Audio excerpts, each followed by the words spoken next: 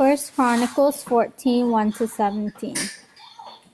King Hiram of Tyre provides David with materials and workers for the building of David's palace in Jerusalem. Twice the Philistine army seeks to capture David, and they plunder the Rephaim valley, but David does what God commands and is able to defeat the Philistines. David's activities in Jerusalem. King Hiram of Tyre sent a trade mission to David. He provided him with cedar logs and with stonemasons and carpenters to build a palace. And so David realized that the Lord had established him as king of Israel and was making his kingdom prosperous for the sake of his people. There in Jerusalem, David married more wives and had more sons and daughters. The following children were born to him in Jerusalem: Samuel, Sohab, Nathan, Solomon, Ibal, Elishua, Elpalet, Noga, Nepheg, Japhia, Elishama, Beliada, and Eliphilet. Victory over the Philistine. When the Philistine heard that David had now been made king over the whole country of Israel, their army went out to capture him. So David marched out to meet them. The Philistines arrived at Rephaim Valley and began plundering. David asked God, "Shall I attack the Philistines? Will you give me the victory?" The Lord answered, "Yes, attack. I will give you the victory." So David attacked them at Baal Perazim and defeated them. He said, "God has used me to break through the enemy army like a flood." So that place is called Baal Perazim. When the Philistines fled, they left the idols behind, and David gave orders for them to be burned.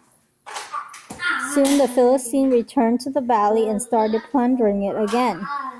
Once more, David consulted God, who answered, "Don't attack them from here, but go around and get ready to attack them from the other side, near the balsam trees.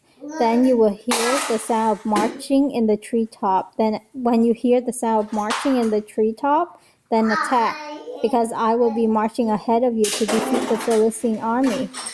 David did what God had commanded, and so he drove the Philistine back from Gibeon all the way to Gezer. David's fame spread everywhere, and the Lord made every nation afraid of him.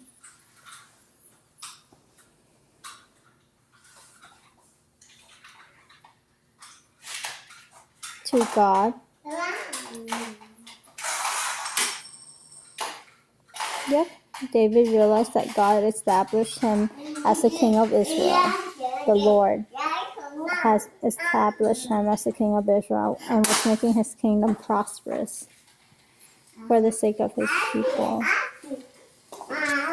David consulted God to see if he should attack or not, and where he should attack. Let's see, the second time.